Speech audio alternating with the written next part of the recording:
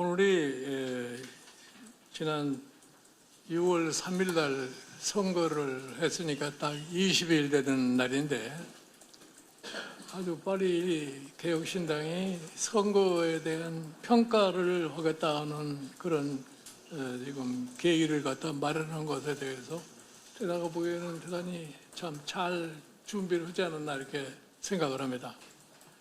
사실 지난번 대선, 조기 대선이라는 것이 이루어지게 된 기본적인 계기가 윤석열 전 대통령의 소위 급작스러운 비상계엄 선포와 그에 따른 탄핵의 결과로 인해서 이루어진 선거예요.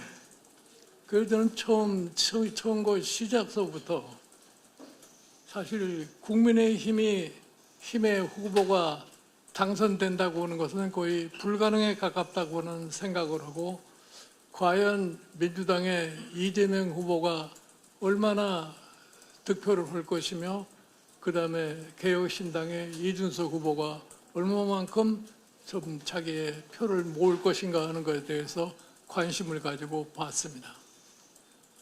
그런데 결과는 결국은 뭐 예상한 대로 이재명 민주당 후보가 지난 2022년 선거에 비해서 1.6%를 더 얻어가지고 49.4%, 그리고 과반수를 못 미치는 데서 당선이 됐고, 그 다음에 우리 이준석 저희 후보께서 8.3%인가를 맞았습니다. 그래서 사실은 개혁신당은 지금 창당이 된 지가 불과 1년 조금 더 넘는 이런 시기인데, 작년에 총선에서 그래도 참 어느 정도 3% 정도의 득표를 해가지고서 소위 본연은 동탄에서 직접으로 당선됐고 두 분의 비례대표를 된 3석을 가진 정당입니다. 그런데 사실은 신생 정당이 전국적으로 그와 같은 득표를 갖는다는 것은 처음서부터 기대하기가 굉장히 어려운 겁니다.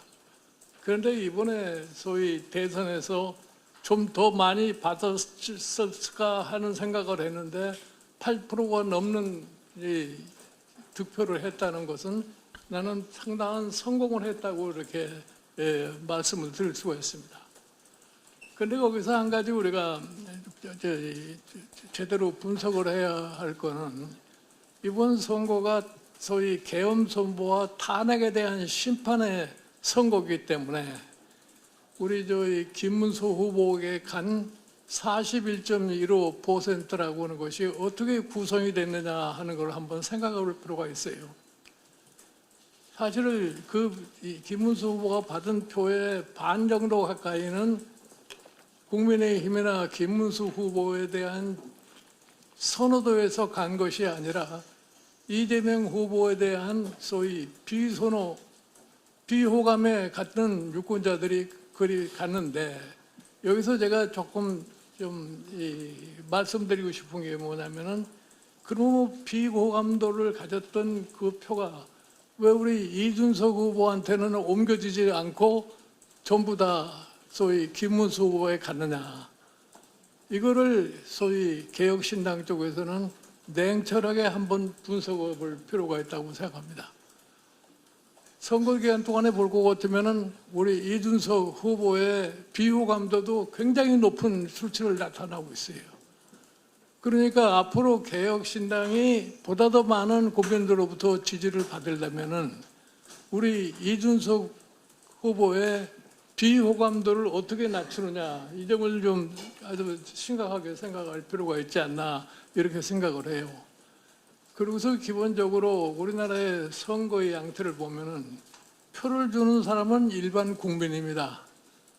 일반 국민들에게 별로 관심이 없는 얘기를 많이 해봐야 별로 표에 도움이 되질 않아요. 그런데 보면은 뭐 과거에 작년 총선 같은 경우에 국민의힘이 패하게 된 가장 큰 요인이 뭐냐? 윤석열 정부 들어서 가지고서 2년 반 동안 한 게 뭐예요? 이재명 당시에 민주당 대표의 사법 리스크만 가지고서 계속 얘기를 했지, 실질적으로 국민들이 뭐를 바라는 것에 대해서는 헌일이 아무것도 없습니다. 그래서 저는 개인적으로 윤석열 정부를 평가하기를 지난 2년 반 동안에 아무것도 이루고지 않았다고 이렇게 얘기를 하는 거예요. 그래서 결국 가서 지금 국민의힘, 과거에는 소위 새누리당, 이게 결국은 2번에 걸쳐서 탄핵을 받는 비극을 맞이한 겁니다.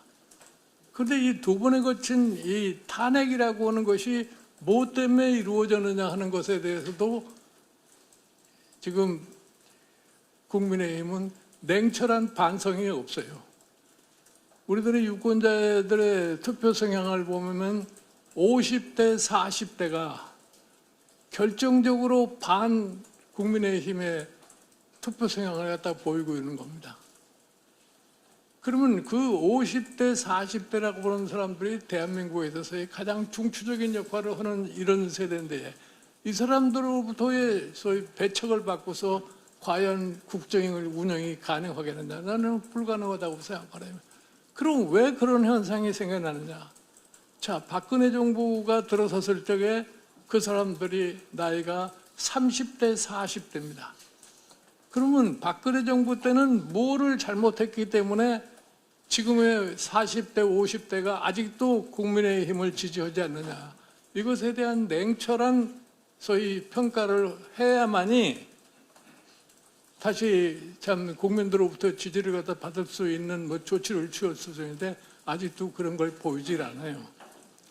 그래서 저는 이 개혁신당에 당부하고 싶은 것이 뭐냐 할 것 같으면은 앞으로 시간이 많습니다. 내년에 지자체 선거도 있고 3년 후에 국회의원 선거도 있고 그 다음에 2년 후에는 대통령 선거가 있기 때문에 이 시간 동안에 개혁신당이 무엇을 어떻게 차근차근 소위 준비를 해가지고서 국민들로부터 절대적인 지지를 받을 것이냐 하는 것을 한번 냉철하게 분석해 볼 필요가 있습니다.